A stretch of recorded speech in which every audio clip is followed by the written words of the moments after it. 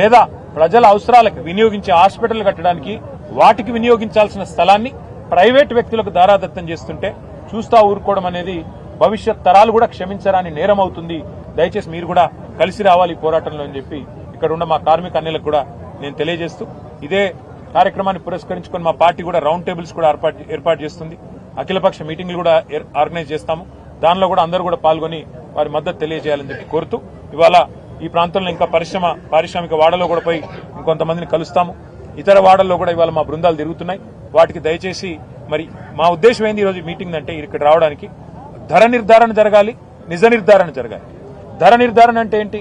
ప్రభుత్వం అంటుంది ఇక్కడ 4000 గజం ఉంది అందుకే ఇచ్చేస్తామంటుంది. ఇప్పుడు మాకు ఇక్కడికి వస్తే తెలిసింది 1,00,000 ఉందా 1,50,000 ఉందా? ఇక్కడ 1,00,000 పైనే ఉంది తప్ప 1,00,000కు తక్కువ లేదు గజం. అంటే ఎకరం 50 కోట్లకు తక్కువ లేదు. మరి ప్రభుత్వం ఎకరం ₹1 కోటి ఇస్తా అంటున్నది. ఇది న్యాయమా? ప్రజలు ఆలోచించాలి. ఈ ప్రాంత ప్రజలు ముఖ్యంగా పూర్తి స్థాయిలో దీన్ని అర్థం చేసుకోవాలని కోరుతాం. గ్రిడ్ పాలసీ తీసుకొచ్చింది, దాని ప్రకారం మేము ఇస్తాం. ఇది కూడా మేము ఇస్తున్నది కూడా వాళ్ళ లీజ్ భూములు కాదని ప్రభుత్వం పదే చెప్తుంది. గ్రిడ్ యాజమాన్య హక్కులు అంటే ఎవడిచ్చాడు యాజమాన్య హక్కు? ప్రభుత్వమే కదా. ఎవరు సేకరించారు ఈ భూములు? ప్రభుత్వమే కదా. ఆ రోజు ₹1 కోటి ఉన్న భూమిని 10 లక్షల రూపాయలకి ఇచ్చాం. ఎందుకు ఇచ్చాం? భూమి అపార్ట్మెంట్లు కట్టుకోనికి ఇచ్చిండ్రా? మాల్స్ కట్టుకోనికి ఇచ్చిండ్రా? పరిశ్రమలు నడపడానికి ఇచ్చిండ్రు. వాళ్ళ పరిశ్రమలకి ఇంకా ఇక్కడ నుంచి తీసేయాలంటే కావాలంటే దాన్ని ఐటీ పరిశ్రమ పెట్టండి, మేము వద్దంటలేదు. గ్రిడ్ పాలసీ అదే కదా. ఐటీ పరిశ్రమ పెట్టమన్నాం, తప్ప అది? ఐటీ పరిశ్రమ పెట్టి ఈ ప్రాంతంలో కార్మికుల పిల్లలు ఉన్నారు, చదువుకున్న వాళ్ళు, ఫీజు రీయింబర్స్మెంట్ కింద చదువుకున్న వాళ్ళు చాలా మంది ఉన్నారు, ఇంజనీర్లు చదువుకున్నారు, వాళ్ళకి ఉద్యోగాలు ఇవ్వండి, మేము వద్దంటలేదు కదా. కాలుష్యాన్ని తరలించడంలో మాకు ఇబ్బంది లేదు, కాలుష్య కారక పరిశ్రమల్ని తరలించడంలో ఇబ్బంది లేదు. కానీ కాలుష్య నియంత్రణ మండలి ఉంది, ఇక్కడ కంట్రోల్ చేయండి కాలుష్యం, మేము వద్దంటున్నామా? అవసరమైతే అట్లా కాలుష్యం ఉన్న పరిశ్రమలు పోయినాయి, కొన్ని ఉన్నాయి, వాటిని నియంత్రించండి, వాటిని మూసేయండి, మేము వద్దంటలేదు. గ్రిడ్ పాలసీ ఉద్దేశం ఏంది? ఒక పరిశ్రమ అక్కడ అవసరమైతే కాలుష్యం ఎదజల్లుతుంటే దాన్ని తొలగించి ఐటీ పరిశ్రమ పెట్టాలనేది గ్రిడ్ ఉద్దేశం. మరి దాన్ని తప్పెట్లా పడతారు? ఇప్పుడు మీరేం చేస్తున్నారు? అపార్ట్మెంట్లు, మాల్స్, ఇదా మీ హెచ్ఐఎల్టీపీ ఉద్దేశం? అందుకే పరిశ్రమ స్థానంలో ఇప్పుడు రెడ్ కేటగిరీ ఇండస్ట్రీ ఉందనుకోండి, గ్రీన్ కేటగిరీ ఇండస్ట్రీ నడపండి. ఎవరొద్దన్నారు? గ్రీన్ కేటగిరీ అంటే కాలుష్యం లేని పరిశ్రమ నడపండి. కార్మికుల పొట్టగొట్టిన వాళ్ళు గారు మీరు. ఇక్కడ ప్రాంతంలో ఎకనామిక్ యాక్టివిటీ ఉంటుంది, ప్రజల ఆస్తి సురక్షితం. ఇంకొక మాట అడుగుతాను, మీరు చెప్పండి నాకు. ఓఆర్ఆర్ ఉంది 160 కిలోమీటర్లు, దాన్ని మేము కేవలం లీజ్కి ఇచ్చాం మా ప్రభుత్వం. నువ్వేం చేస్తున్నావు? ఇప్పుడు శాశ్వతంగా దారాదత్తం చేస్తున్నావు 9,300 ఎకరాలు. మీరేమన్నారు రేవంత్ రెడ్డి గారు ఆ రోజు? 1,00,000 కోట్ల ఓఆర్ఆర్ ఇచ్చేసినారన్నారు. మేము లీజ్కి ఇచ్చినాం స్వామి, అది మళ్ళీ వస్తుంది, లీజుకు పోయింది మళ్ళీ ఇంకొక వస్తుంది. నువ్వేం చేస్తున్నావు? 5 లక్షల కోట్ల విలువ చేసే ఆస్తిని ప్రైవేట్ వాళ్ళకు శాశ్వతంగా రాసిస్తున్నావు. ఇప్పుడు మరి ఆ రోజు 1,00,000 కోట్ల ఓఆర్ఆర్ అని మాట్లాడి అది లీజుకి ఇస్తేనే గగ్గోలు పెట్టిన రేవంత్ రెడ్డి ఇవాళ 5 లక్షల కోట్ల భూములని ఎవడబ్బసొమ్మని శాశ్వతంగా రాసిస్తున్నాడు. ఎవడి ప్రయోజనాల కోసం రాసిస్తున్నాడు? కార్మికుల ప్రయోజనాలకా, పేదవాళ్ల ప్రయోజనాలకా, హైదరాబాద్ నగర ప్రజల ప్రయోజనాలకా? నేను మళ్లీ చెప్తున్నా, నిర్ద్వందంగా చెప్తున్నా, గుర్తుపెట్టుకోండి.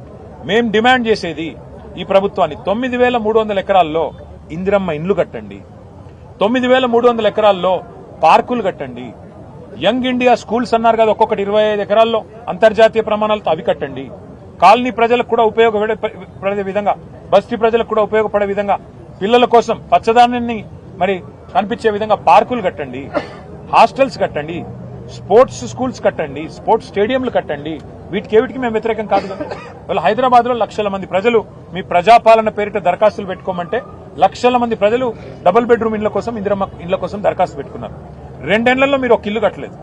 కట్టండి, ఇక్కడ ఈ జాగాలు తీసుకొని కావాలంటే ఏదైతే ఫ్రీ జాగా ఉందో తీసుకొని కట్టి అదే కార్మికులకు ఇవ్వండి, మేము వద్దంటలేదు కదా. కనీసం కార్మికుడు నష్టపోతుంటే ఇళ్లన్నా ఇస్తే సంతృప్తి పడతాడు కదా.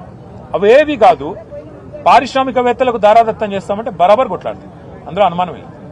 ఇల్లు పాలసీపై బీఆర్ఎస్ దుష్ప్రచారం చేస్తుంది. 9,300 ఎకరాలని చెప్పి కేవలం 4,500 చేంజ్ ఎకరాలు మాత్రమే. సరే, వాళ్ళు అనుకున్నట్టు 4,700 అనుకుందాం. నేను అడుగుతా, అదే ఎవడబ్బా సొమ్ము? రేవంత్ రెడ్డి అయ్యే సొమ్మా? ప్రజల సొమ్మే కదా.